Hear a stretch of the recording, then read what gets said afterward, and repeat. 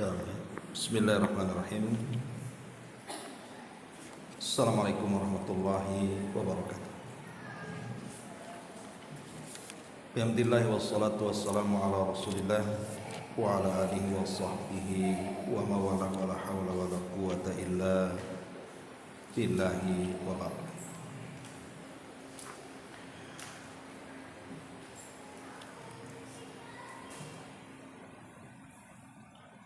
Alhamdulillah, di pagi ini kita bisa kembali duduk untuk bertalabul ilmi,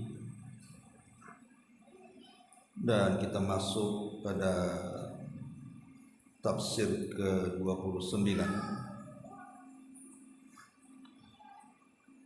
di mana kita memulai dari surah Al-Mursalat. Baik, kita baca ayatnya. A'udzubillahi minasyaitonir rajim. Bismillahirrahmanirrahim. Wal mursalati urfa fal 'asifati 'asfa wan nasyirati nashra fal fariqati farqa fal mulqiyati dzikra udhran aw nudhra innama tu'aduna lawaqi'.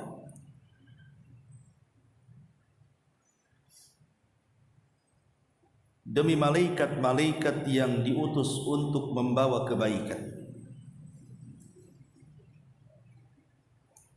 dan demi malaikat-malaikat yang terbang dengan sangat kencang, dan demi malaikat-malaikat yang menyebar rahmat dan dengan seluas-luasnya, dan demi malaikat yang membedakan antara yang baik dan yang buruk dengan sejelas-jelasnya, dan demi malaikat yang menyampaikan wahyu untuk menolak alasan-alasan atau memberikan peringatan.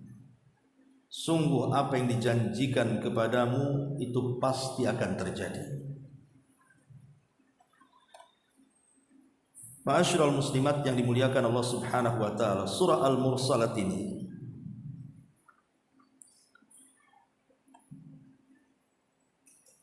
adalah surat yang berbicara tentang terjadinya hari kiamat secara umum.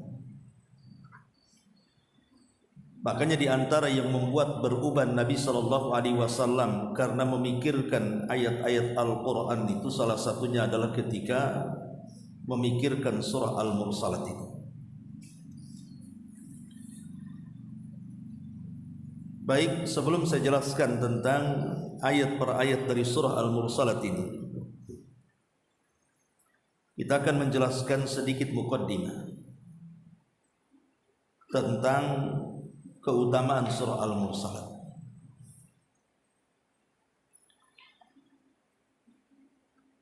Yang pertama, bahwa surah Al-Mursalat ini termasuk surah Al-Mufassal. Artinya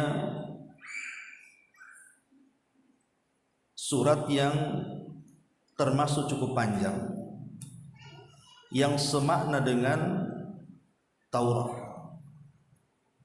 Karena Rasul mengatakan, utitu makanat Taurat, aku diberikan sekedudukan dengan Taurat, sab'at tiwan, 7 surat yang lumayan panjang, wa fuddilat bil mufassal, dan aku dilebihkan dengan ayat-ayat mufassal. Jadi termasuk dari keutamaan surah ini, Nabi sallallahu alaihi wasallam suka membaca di salat malam. Jadi ayat-ayat mufassal ini dibaca oleh Nabi sallallahu alaihi wasallam ketika melaksanakan salatul lail. Kemudian juga yang kedua, bahwa surat ini tadi saya sudah jelaskan yang membuat Nabi sallallahu alaihi wasallam beruban kepalanya. Ketika ditanya, soal uban di kepala Nabi sallallahu alaihi wasallam, maka Rasul mengatakan karena dia memikirkan surah Hud, kemudian Al-Waqiah, kemudian Al-Mursalat dan surah Amma Yatasaalun serta Idza Syamsu Kuwirat. Karena surat-surat ini baik Hud, Al-Waqiah, Al-Mursalat, Amma Yatasaalun serta Idza Syamsu Kuwirat ini bicara kedahsyatan hari kiamat.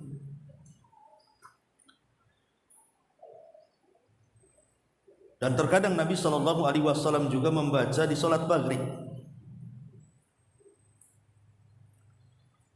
Adapun perselisihan ulama tentang apakah dia makkiyah atau madaniyah, maka pendapat yang kuat surah Al-Mursalat ini adalah makkiyah. Karena umumnya ayat-ayat makkiyah itu bicara soal akidah, soal ancaman, soal terjadinya balasan, sorga, neraka, dan begitu seterusnya. Ma'asyiral muslimat yang dimuliakan Allah Subhanahu wa ta'ala, adapun ayat daripada surah Al-Mursalat ini terdiri daripada 50 ayat.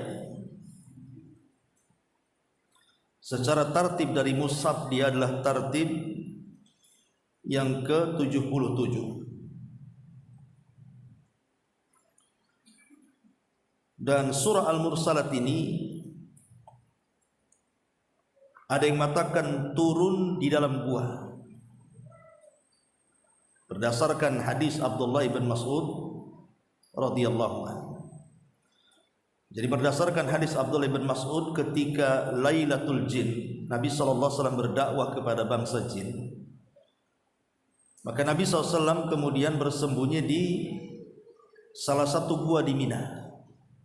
Maka turunlah kemudian surah Al-Mursalat dalam gua itu.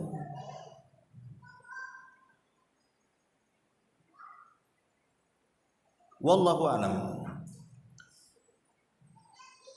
Adapun ada sebuah hadis dari sahabat Nabi sallallahu alaihi wasallam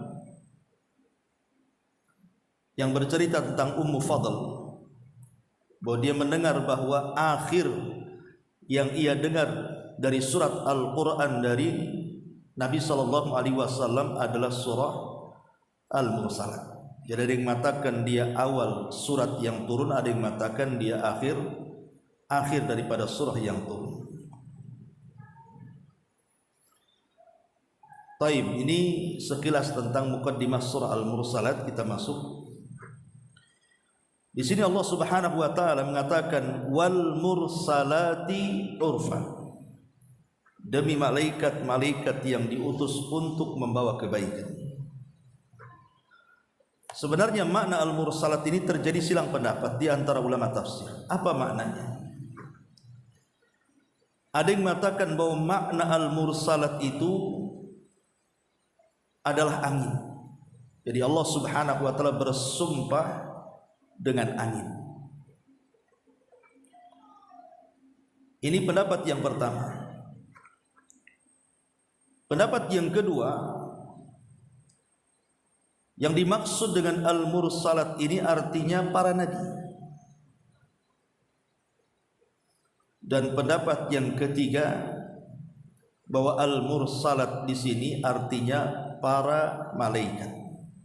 Dan inilah yang banyak ditafsirkan oleh para ulama, bahwa maksudnya di sini bersumpah dengan para malaikat dan tugas-tugasnya.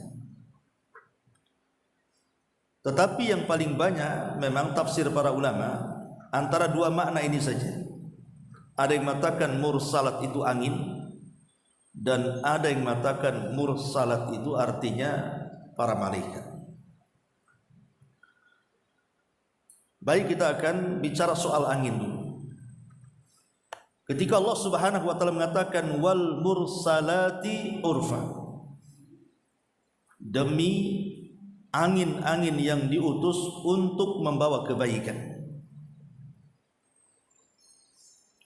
Fal asifati asfa, dan demi angin yang terbang dengan sangat kencang. wan nasyirati nashra, dan demi angin yang menyebabkan rahmat Allah turun dengan seluas-luasnya. Karena angin biasanya selalu membawa hujan, dan hujan itulah membawa rahmat.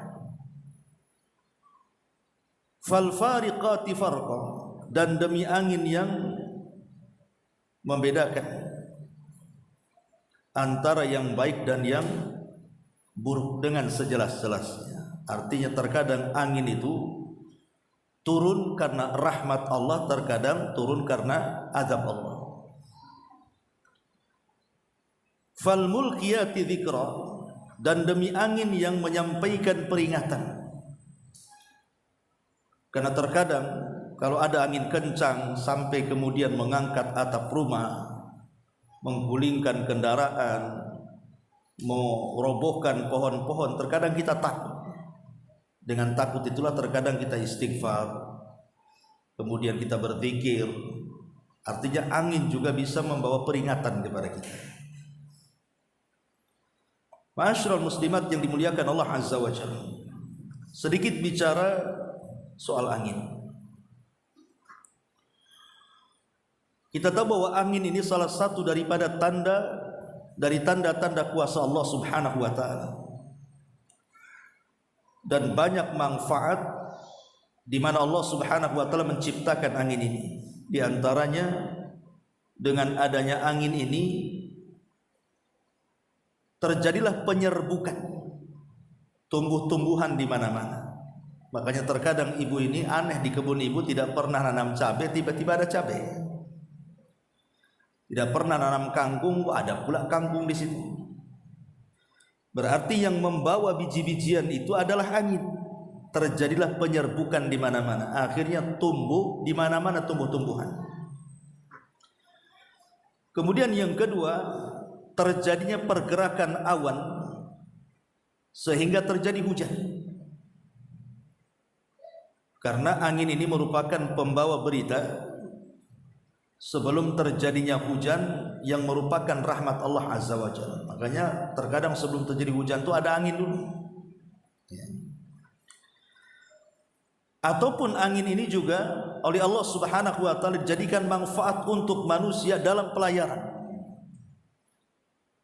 Zaman dulu kalau perahu itu kan kadang-kadang pakai layar kan gitu, ngikutin arah angin. Nah, sekarang juga masih lah, kalau mati mesin biasanya mereka akan membentangkan layar. Lah angin itulah yang kemudian menggerakkan perahu-perahu itu. Atau lebih daripada itu, angin juga bisa dijadikan tunggangan. Dan itu yang terjadi kepada mukjizatnya Nabi Allah Sulaiman. Ketika Nabi Allah Sulaiman alaihi salatu wassalam menyembelih kuda-kuda balapnya, kuda-kuda perangnya, kuda-kuda jihadnya, karena telah melalaikan dia dari sholat. Akhirnya keesokan harinya disembelih semua kudanya, kemudian dagingnya disedekahkan kepada fuqara wal masakin. Maka karena Nabi Allah Sulaiman sudah meninggalkan hal-hal yang melalaikan karena Allah Subhanahu wa taala, maka Allah ganti dengan cara apa? Ditundukkan angin kepada Sulaiman. Yang tadinya naik kuda itu bisa 1 bulan, dengan angin saja cuma sebentar saja. Dan di sini ada kaidah, man taraka syai'an lillahi awadallahu khairan min. Siapa yang meninggalkan sesuatu karena Allah, pasti Allah akan ganti. Jangan khawatir. Kemudian juga di antara faedah-faedahnya tentu banyak, tetapi terkadang juga angin ini juga digunakan oleh Allah sebagai azab. Seperti yang terjadi kepada kaum Ad. Nabi SAW bersabda,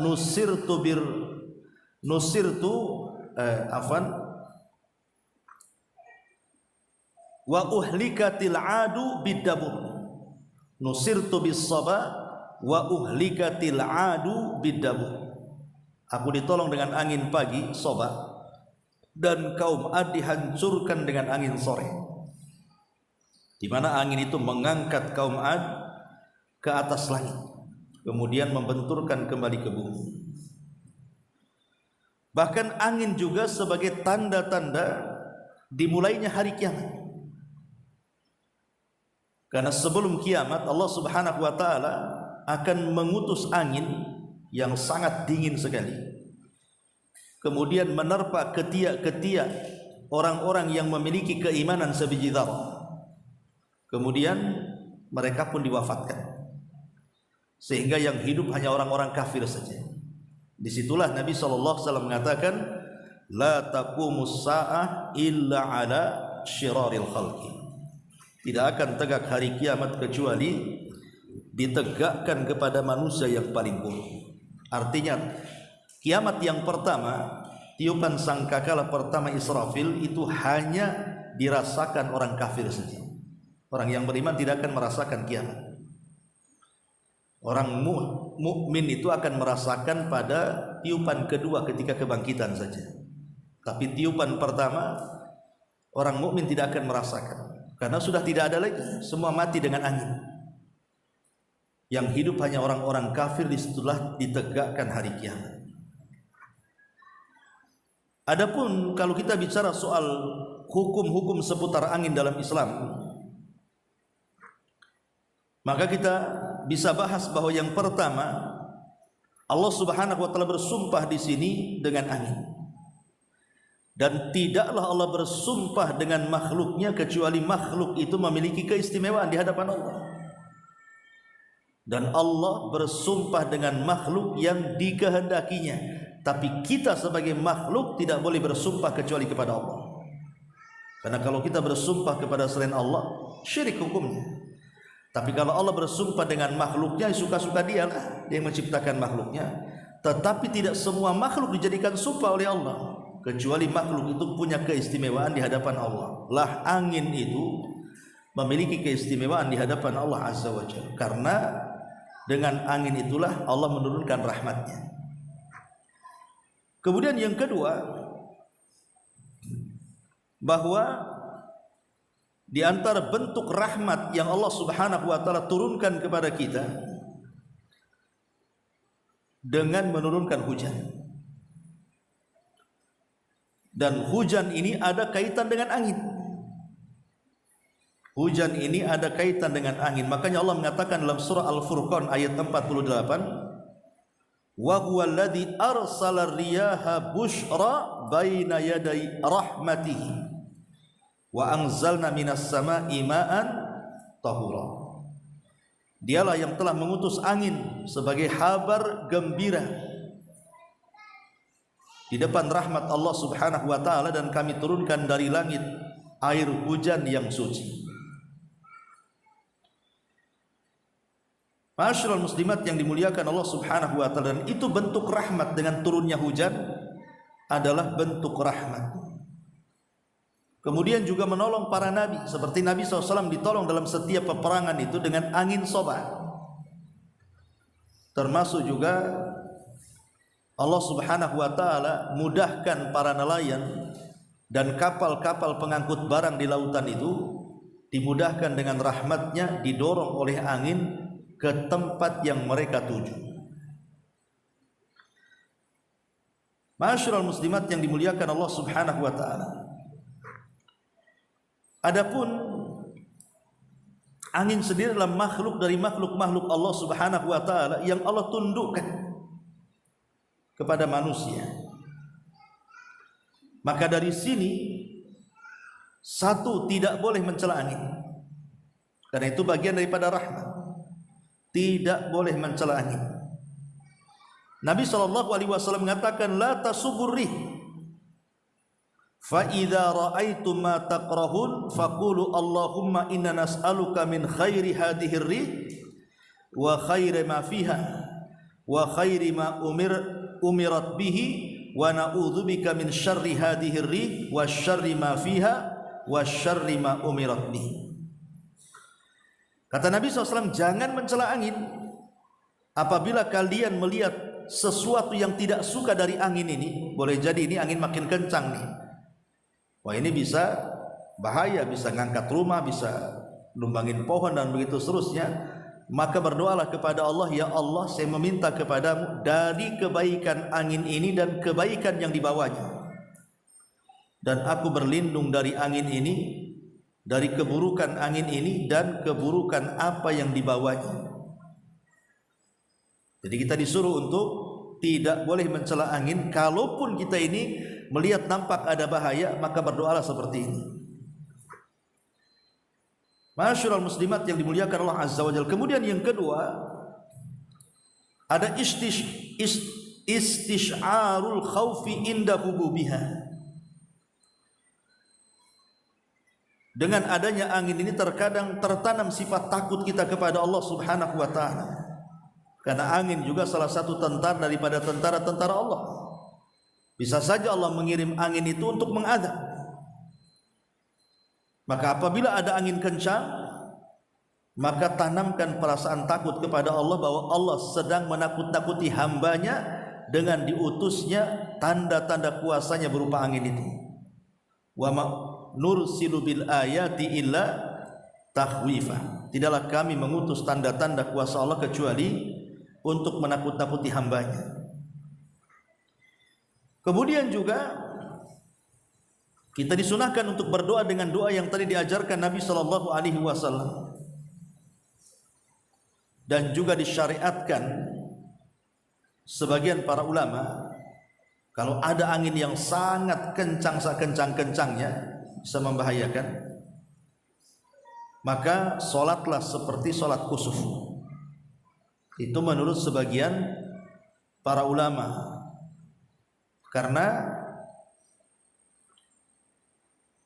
dikiaskan dengan perbuatan Abdullah ibn Abbas radhiyallahu anhuma, beliau salat ketika gempa, artinya ketika terjadi musibah. Maka kata Syekhul Islam Ibn Taimiyah rahimahullahu taala, disunnahkan salat ketika terjadi gempa seperti salat kusuf. Maka demikian juga ketika ada angin kencang yang sangat membahayakan.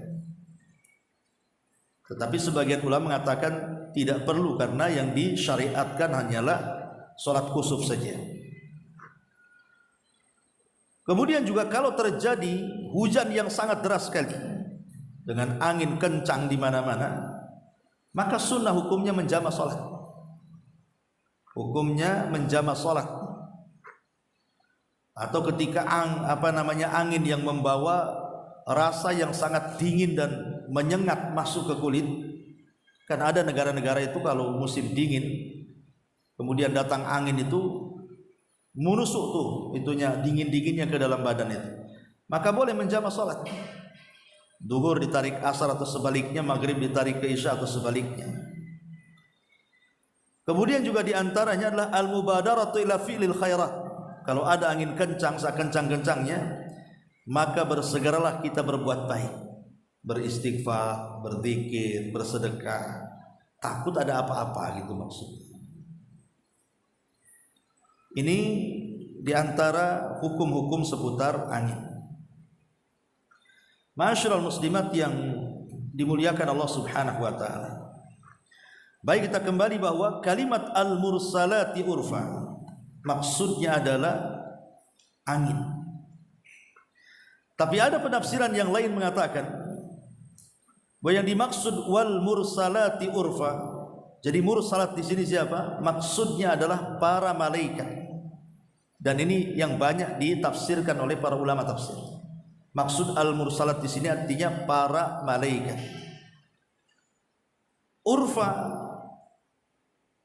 Urfa itu artinya ma'ruf, diambil dari kata ma'ruf artinya kebaikan. Jadi malaikat-malaikat yang diutus oleh Allah Subhanahu wa taala untuk sesuatu yang ma'ruf. Sesuatu yang ma'ruf ya tentu maknanya adalah malaikat-malaikat yang datang ataupun diutus oleh Allah Subhanahu wa taala untuk membawa kebaikan, berupa diturunkannya wahyu atau yang semacamnya. Adapun kemudian Allah Subhanahu wa taala mengatakan fal asifati asfa, dan para malaikat-malaikat yang terbang dengan sangat kencangnya. Artinya malaikat-malaikat yang mereka senantiasa tunduk dengan perintah Allah. Jadi kalau ada perintah itu maka mereka langsung melaksanakannya. Maka akan terbang secepat mungkin untuk melaksanakan apapun yang diperintahkan Allah. Tidak seperti kita lelet-lelet suruh sholat aja nunggu-nunggu gitu ya, nanti-nanti. Malaikat tidak. Apabila Allah Subhanahu wa taala sudah memerintahkan sebuah perintah, maka Allah katakan la ya'sunallaha ma amarahum wa yaf'aluna ma yu'marun. Jadi mereka senantiasa menjalankan semua perintah Allah Subhanahu wa taala. Makanya malaikat-malaikat yang sedang bertugas itu mereka terbang dengan sangat kencangnya untuk melaksanakan perintah Allah Subhanahu wa taala. Kemudian wan nasyirati nashra, dan malaikat-malaikat yang menyebarkan rahmat dengan seluas-luasnya. Makanya lihat tugas para malaikat itu macam-macam, ada yang menurunkan hujan, ada yang menumbuhkan tumbuh-tumbuhan, ada yang kemudian membuat negeri itu berkah, dan begitu seterusnya. Tugas malaikat memakmurkan negeri, memakmurkan sebuah daerah itu karena tugas dari Allah Subhanahu wa taala. Wan nasyirati nashra fal fariqati farqa, dan ada malaikat-malaikat yang membedakan antara yang baik dan yang buruk. Artinya malaikat-malaikat ini setelah diutus oleh Allah Subhanahu wa taala menurunkan kebaikan berupa wahyu, maka di antara pengaruh daripada wahyu itu adalah membedakan yang hak dan yang batil. Jadi yang membedakan hak dan yang batil itu pengaruh daripada para malaikat yang menurunkan kitab-kitabnya dari Allah Subhanahu wa taala kepada para nabinya. Karena kitab yang dibawa oleh para malaikat itu isinya adalah berusaha untuk memisahkan mana yang hak, mana yang batil. Makanya Allah mengatakan fal fariqati farqa. Farqa itu artinya pemisah antara hak dan yang batil. Kemudian fal mulkiyati dzikra, dan malaikat yang berusaha menyampaikan peringatan. Maksudnya menurunkan wahyu, menurunkan inzar dan begitu seterusnya dari Allah Subhanahu wa taala. Jadi Al-Mursalat ini secara global menceritakan tentang tugas-tugas para malaikat, di mana Allah Subhanahu wa taala bersumpah dengan malaikat karena malaikat adalah makhluk yang sangat mulia di hadapan Allah. Makanya Allah menjadikan bersumpah dengan para malaikat-malaikatnya. Apalagi malaikat itu makhluk yang tidak pernah bermaksiat, makhluk yang senantiasa tunduk dan patuh kepada perintah Allah Subhanahu wa taala. Taib, sedikit bicara soal para malaikat yang kita petik dari beberapa atau permulaan surah An-Nazi'at ini. Ma'asyiral muslimat yang dimuliakan Allah Azza wa Jalla, kita tahu bahwa malaikat ini makhluk yang berakal pertama yang Allah ciptakan. Sebelum Allah menciptakan jin dan manusia, malaikat itulah yang pertama diciptakan. Dan itu sesuai dengan urutan dalam sabda Nabi sallallahu alaihi wasallam. Nabi sallallahu alaihi wasallam mengatakan khuliqatil malaikatu, fatkan kepada kalian. Berarti di sini makhluk yang berakal itu yang pertama diciptakan malaikat, kemudian jin, kemudian manusia. Jadi manusia terakhir. Ya. Makanya kalau kita lihat bahwa ketika Allah Subhanahu wa taala memerintahkan kepada para malaikat untuk sujud kepada Adam, maka semua sujud kepada Adam kecuali iblis. Kisahnya begini. Jadi Allah Subhanahu wa taala menghabarkan kepada para malaikat bahwa Dia akan menciptakan Adam. Maka para malaikat mengatakan kepada Allah, ya Rabb, apakah Engkau akan menciptakan makhluk yang sebelumnya sudah ada makhluk yang pernah menumpahkan darah dan merusak bumi? Kan begitu ayatnya. Sebagian ahli tafsir mengatakan maksudnya malaikat mengucapkan kalimat itu karena sebelum manusia sudah ada bangsa jin yang merusak di bumi dan menumpahkan darah. Makanya ketika Allah menciptakan Adam, malaikat ngomong, "Ya Rabb, apakah Engkau akan menciptakan makhluk yang akan menumpahkan darah?"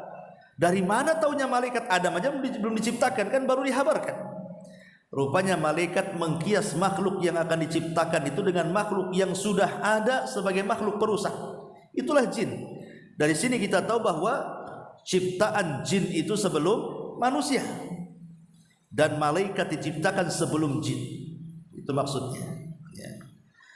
Ma'asyiral muslimat yang dimuliakan Allah Subhanahu wa taala.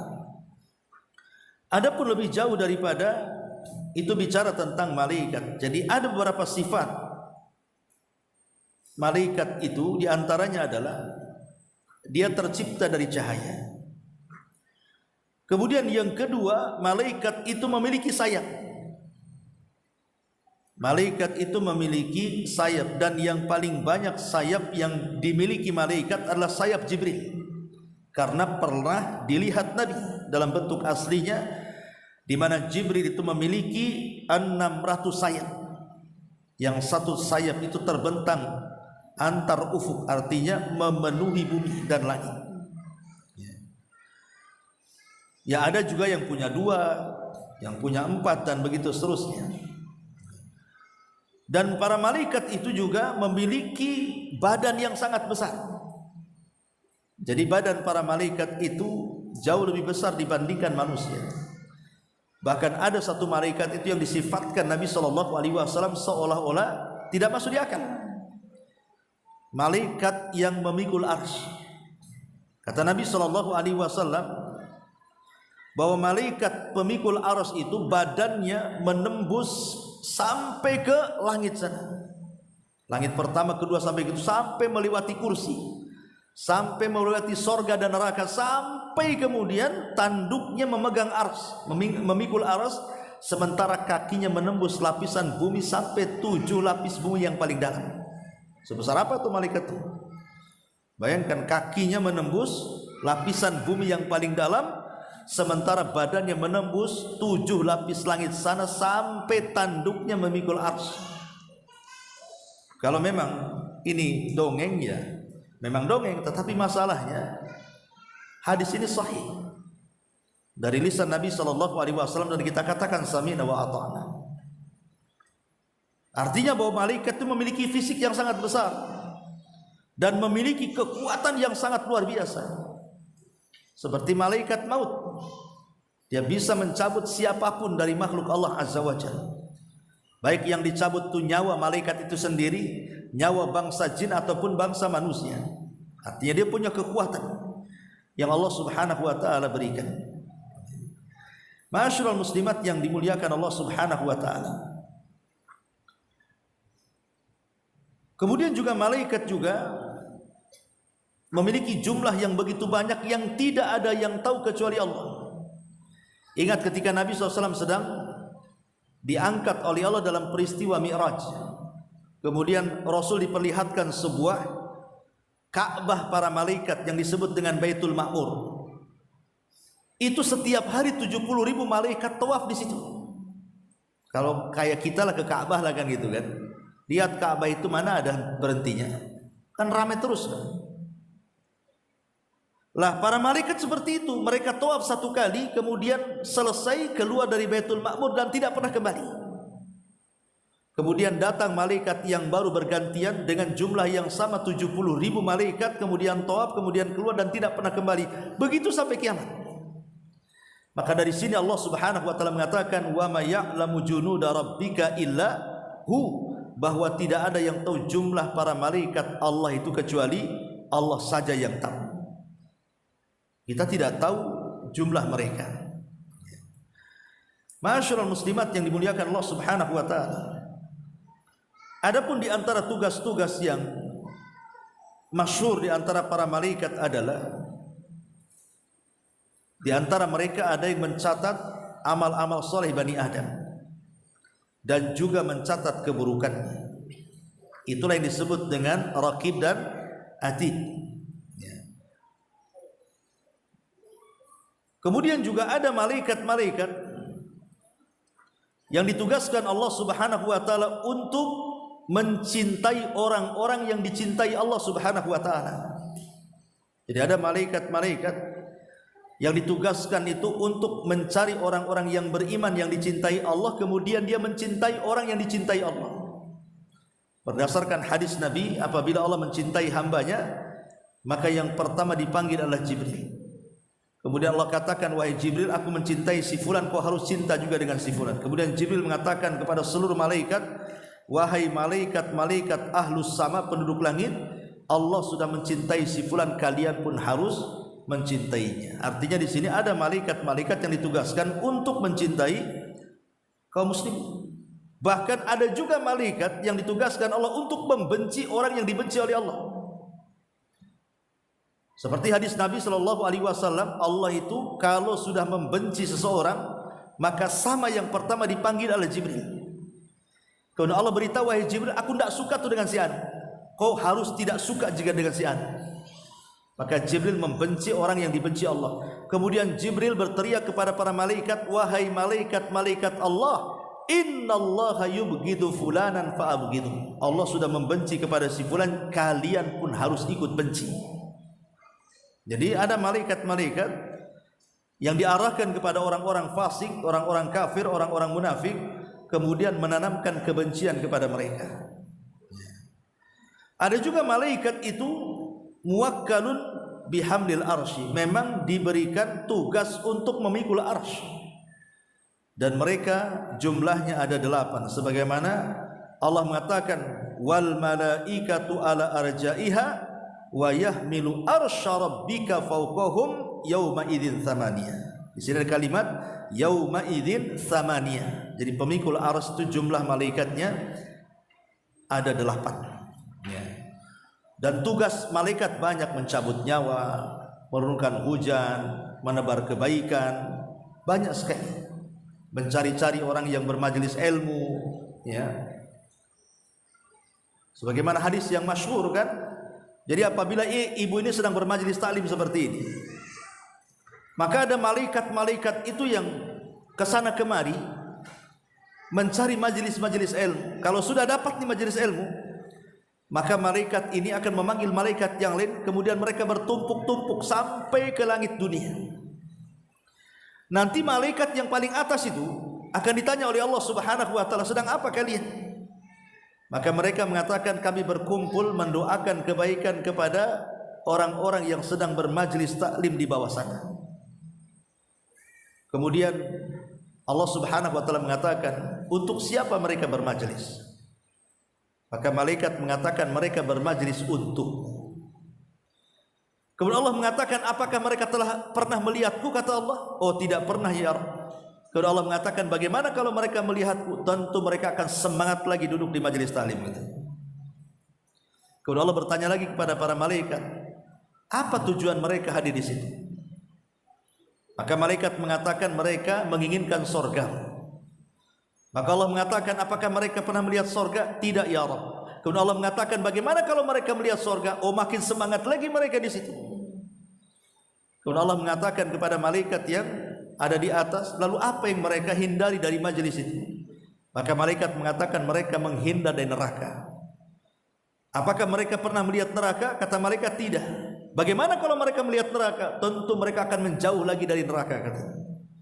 Kemudian Allah Subhanahu wa taala mengatakan, kalau mereka jujur dengan niatnya, datangnya ke majelis ilmu itu karena mendekatkan diri, karena ingin mencari sorga, karena ingin jauh dari neraka, Allah katakan, ushidukum anni qad ghafartu lahum. Saksikan wahai para malaikat, aku sudah ampuni itu dosa-dosa orang-orang di situ. Jadi ibu harus meluruskan 3 perkara kalau ngaji, supaya dosanya diampuni gitu maksudnya. Pertama, niatnya karena Allah, bukan karena ingin nagih hutang di majelis taklim, atau ingin ketemu kawannya, atau susah tidur saja di pengajian sini. Jadi niatnya betul-betul karena Allah. Yang kedua, memang cari surga.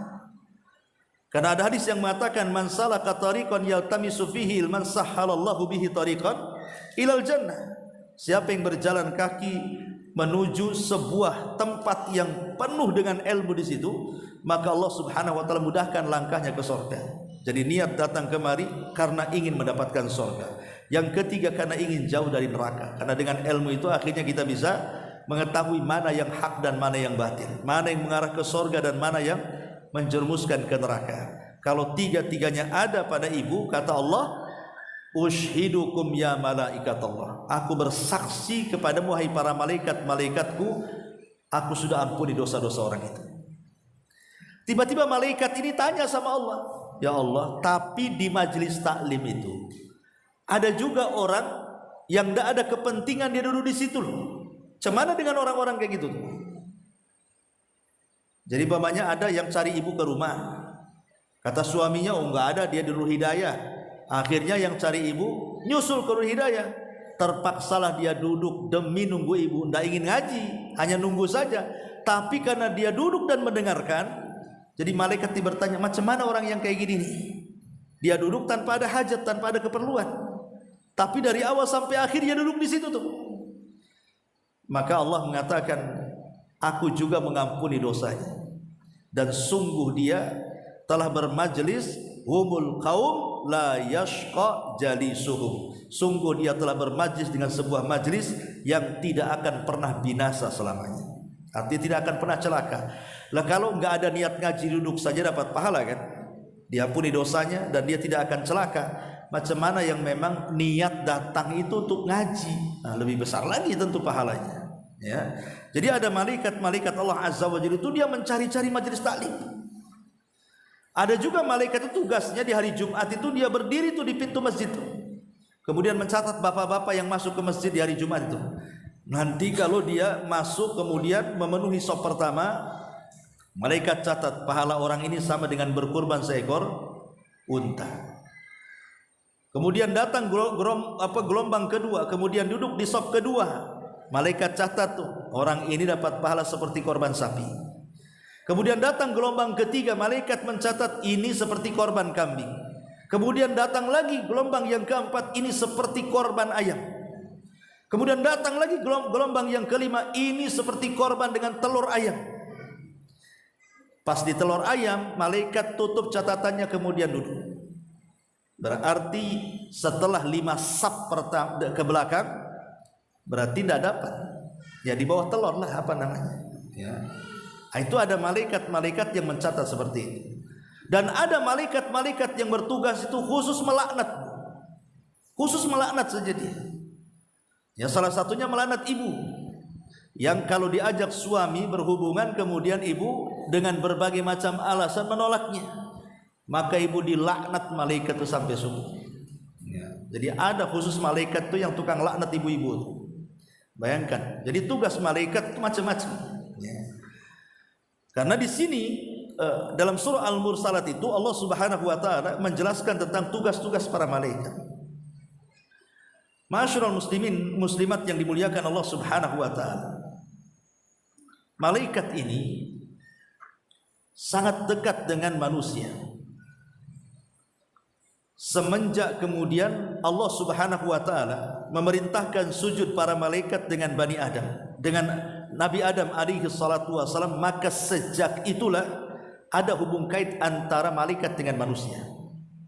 Sejak malaikat sujud kepada Adam, sujud penghormatan tentunya, sejak itulah ada hubung baik antara Bani Adam dengan para malaikat. Makanya kemudian kita lihat di zaman Nabi SAW saja, bagaimana malaikat itu turun ke bumi. Terkadang di antara mereka itu tasyakul itu beralih rupa. Dan biasanya kalau mendatangi Rasul ataupun para sahabat, selalu mencari sahabat yang paling tampan, kemudian akan beralih rupa dengan sahabat itu. Dan yang biasa dilakukan malaikat Jibril contohnya adalah menyerupai siapa? Dihyatul Kalbi, sahabat yang paling tampan dari kalangan muhajirin. Tuh kalau jualan ke Syam, semua gadis-gadis Syam itu melongo karena ketampanan Dihya al-Kalbi. Dan Jibril kalau datang menemui Rasul, ya tasyakul dengan Dihya supaya tidak menakutkan. Sampai Aisyah radhiyallahu anha pernah melihatnya. Jadi setelah perang Ahzab, kaum muslimin menang. Nabi SAW langsung pulang kemudian mandi, padahal masih belum rampung tugasnya. Apa itu? Menyerang Bani Quraidah. Tapi Rasul sudah mencabut baju besinya, sudah meletakkan pedangnya. Datang Jibril dalam bentuk dihyatul kalbi di atas kuda putih, tiba-tiba berteriak, keluar wahai Muhammad gitu. Nabi sedang mandi, maka Rasul keluar. Kemudian kaget, Jibril datang dan mengatakan, wahai Muhammad, kami para malaikat belum mencabut baju besi dan pedang kami. Kenapa kau cabut katanya?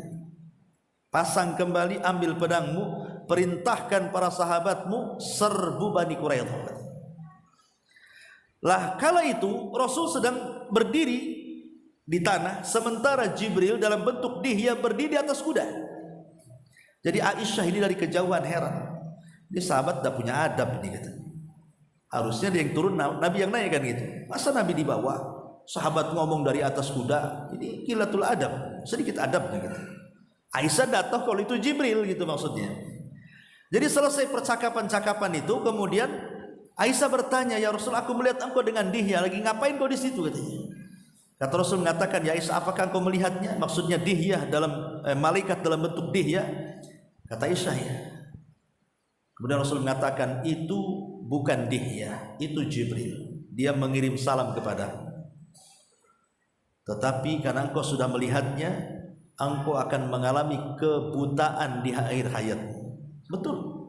Ketika Aisyah sudah tua, dia buta. Kemudian dia memanggil-manggil pembantunya. Kalau sudah meraba-raba ada satu barang, entah barang apa, dia akan panggil pembantunya, tolong sedekahkan barang ini ke sana. Nanti diraba-raba lagi, besoknya dapat barang lagi, tolong sedekahkan, sampai habis barang satu rumah disedekahkan. Kemudian pembantunya mengatakan, wahai Ummul Mukminin, engkau sedekahkan semua barang, kok akan makan apa di sini gitu. Maka Aisyah radhiyallahu anha mengatakan, akhirat itu jauh lebih baik dan lebih kekal. Kemudian setelah habis barangnya, selang beberapa waktu setelahnya Aisyah pun meninggal dunia di atas amalan sedekahnya yang luar biasa. Itulah Ummul Mukminin Aisyah radhiyallahu anha. Lah di sini dan tugas-tugas malaikat tentu banyak sekali ya. Lah di sini Allah Subhanahu wa taala ketika bercerita tentang surah Al-Mursalat, ya, ini semua adalah sumpah-sumpahnya. Untuk apa Allah Subhanahu wa taala bersumpah di sini? Untuk sebuah peristiwa yang pasti terjadi. Innama tu'aduna lawaqi. Sungguh apa yang dijanjikan itu pasti terjadi. Maksudnya apa? Hari kiamat. Bagaimana kondisi hari kiamat dalam surah Al-Mursalat ini? Tentu ini pembahasan yang cukup panjang. Insyaallah kita akan lanjutkan di minggu depan. Kita baru masuk dalam muqaddimah juz ke-29. Taib sampai di sini Bu, saya minta maaf tidak tanya jawab Bu, karena jam 10 saya harus jemput ada tamu dari Singapura. Jadi saya harus buru-buru. Subhanakallahumma wa bihamdika asyhadu an la ilaha illa anta astaghfiruka wa atubu ilaik.